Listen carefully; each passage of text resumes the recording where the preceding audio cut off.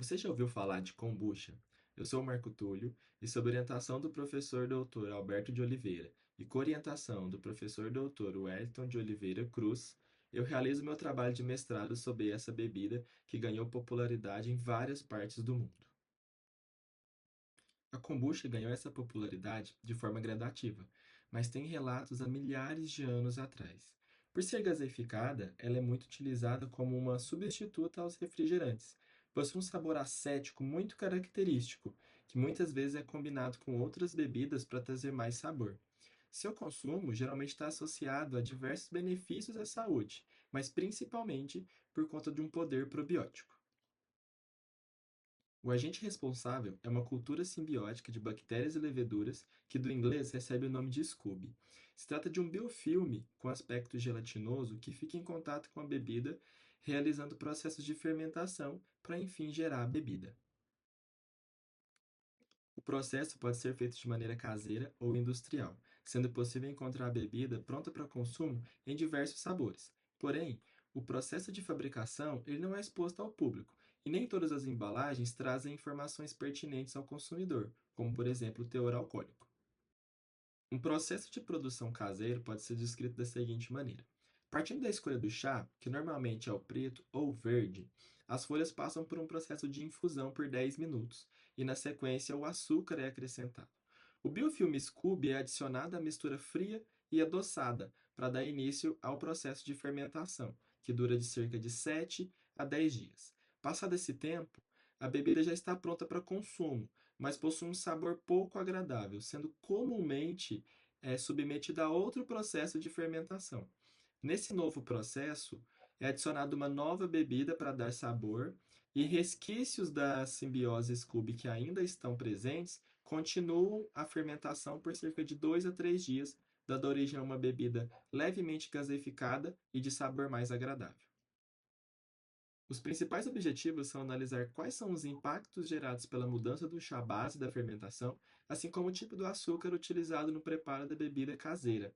Utilizando espectros de ressonância magnética, tentar identificar quais são os compostos responsáveis pelas propriedades medicinais que a bebida promete e uma combinação ideal para que esses resultados sejam melhorados.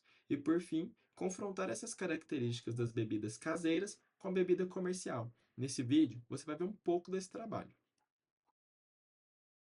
Para a execução das análises, o preparo prévio consistia em submissão a ultrassom vórtice seguido de centrifugação, para então 400 microlitros da amostra serem adicionados a 100 microlitros de água adulterada em um tubo de RMN para serem feitas as análises em um equipamento Bruker de 400 MHz.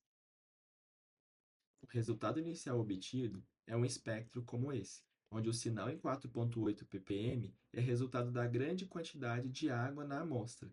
Como esse sinal é muito intenso, ele impede a visualização efetiva dos demais sinais que estão ao entorno, sendo necessário a utilização de um experimento de supressão, onde um pulso é gerado sobre um sinal específico, causando a saturação seletiva desse sinal, impedindo que ele relaxe normalmente, enquanto os demais sinais que não foram irradiados sofrem a medida normalmente. Na prática, o que observamos é a atenuação do sinal referente à água, que fica imperceptível, causando uma melhora na intensidade dos demais sinais, que eram relativamente fracos, mostrando que a amostra apresenta uma diversidade muito grande de compostos que podem ser investigados para tentar entender esse funcionamento da simbiose. Esse espectro em questão é referente ao chá verde puro. Note que ele não apresenta sinais na região entre 3 e 0 ppm.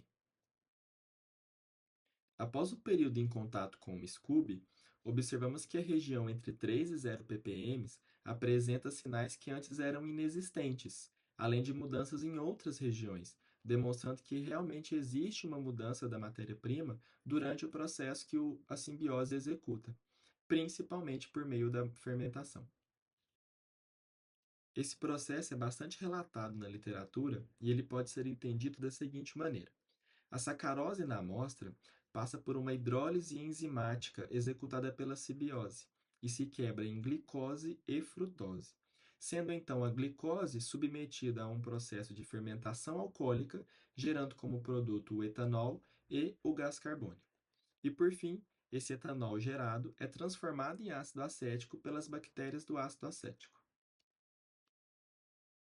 Uma análise levemente mais detalhada possibilita encontrarmos produtos que são esperados na literatura, como a sacarose, que é remanescente do processo de fermentação, pequenos sinais referentes a alfa e beta-glicose, os grupos CH2 e CH3 do etanol e o ácido acético, além de diversos outros sinais passíveis de caracterização.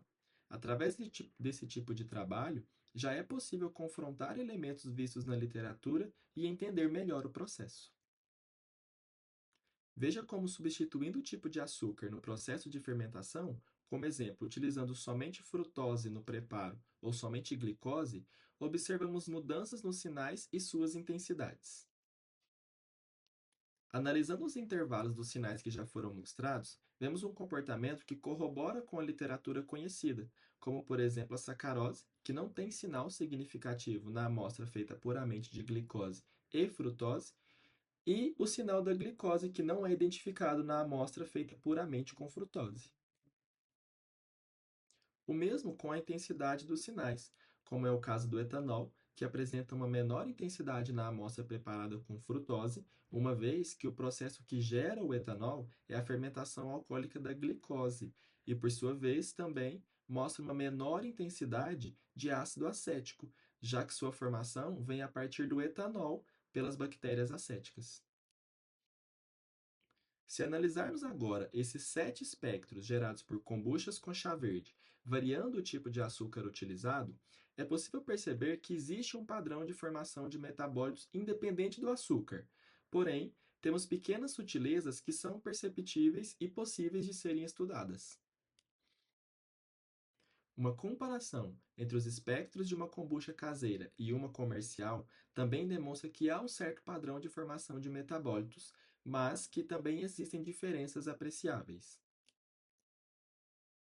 Aqui, vemos um sinal característico da presença de sacarose, com muita intensidade no espectro gerado pela amostra caseira e praticamente inexistente no gerado pela amostra comercial.